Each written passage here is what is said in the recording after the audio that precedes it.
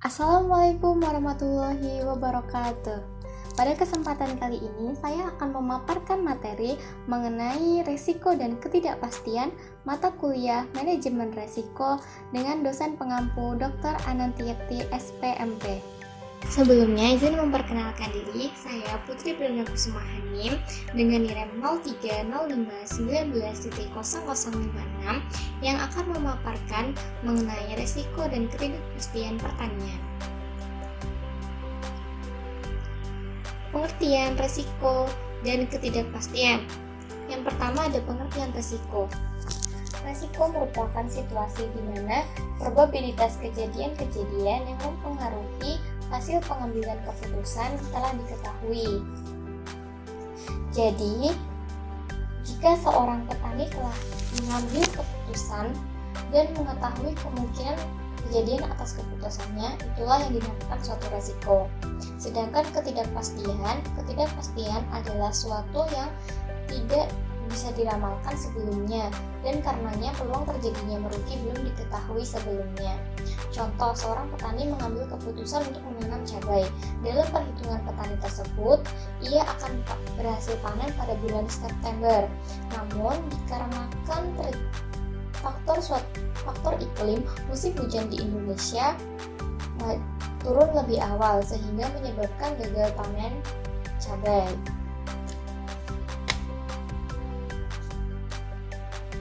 Selanjutnya adalah jenis-jenis risiko dan ketidakpastian. Jenis-jenis risiko dan ketidakpastian ini sangat banyak sekali. Namun saya akan membahas dalam empat jenis-jenis risiko dan ketidakpastian saja. Bisa dilihat dalam gambar.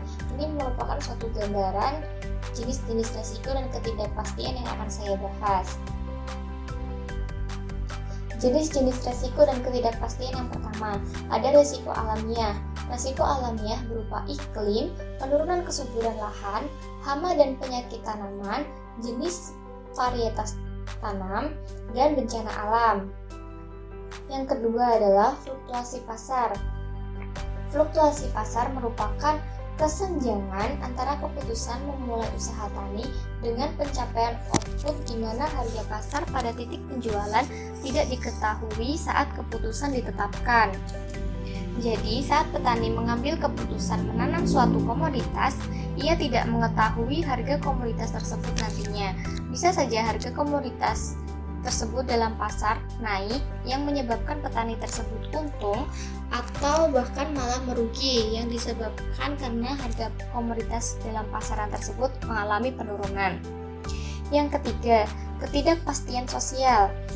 Ini merupakan perbedaan kontrol petani atas sumber daya atau resource tertentu dan ketergantungan hidup sekelompok petani kepada kelompok lain.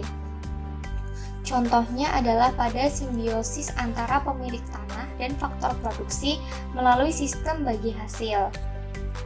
Yang keempat adalah kebijakan pemerintah.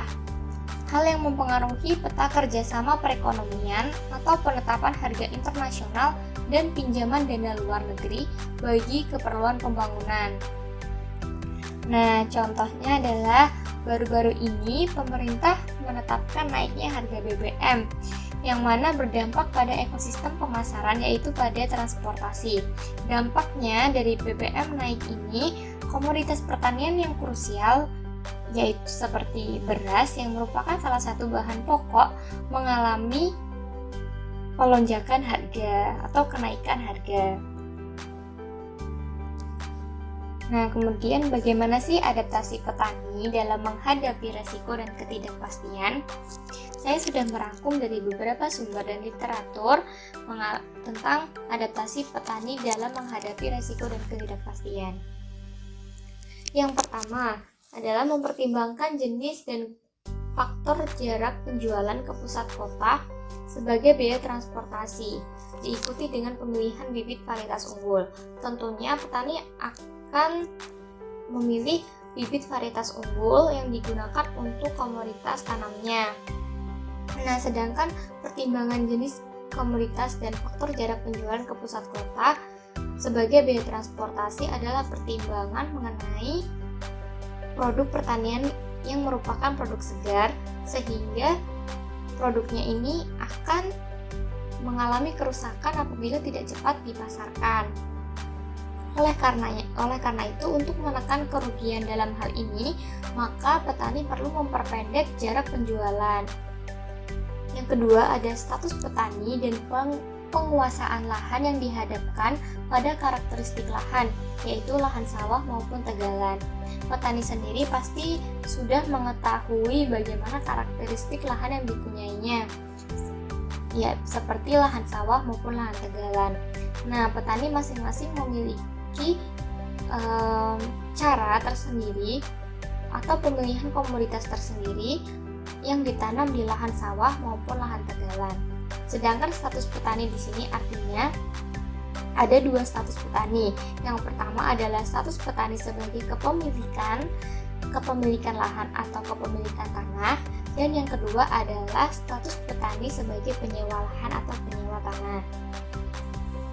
Status petani dengan kepemilikan lahan memiliki perilaku untuk menanam komoditas tanam yang memiliki waktu panen panjang seperti padi, jagung, kacang tanah, dan umbi-umbian.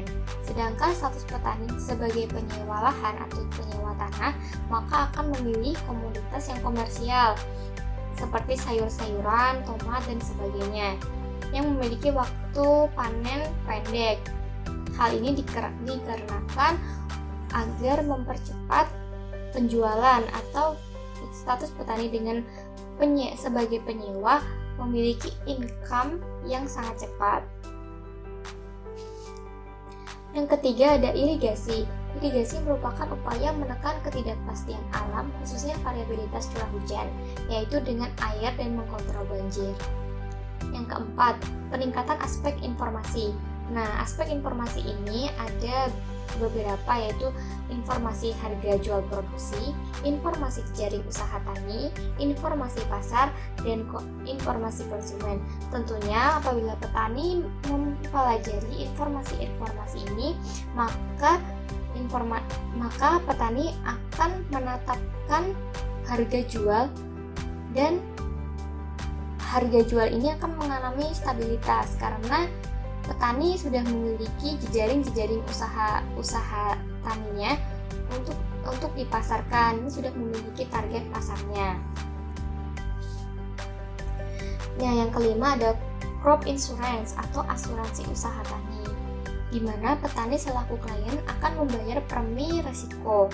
Nah, petani yang mengalami gagal panen akan mendapatkan ganti rugi atas kegagalan panennya, tentunya dengan syarat dan ketentuan yang berlaku. Contoh asuransi usaha tani yang sudah berjalan saat ini adalah contoh asuransi usaha tani padi atau yang kita kenal dengan AUTP.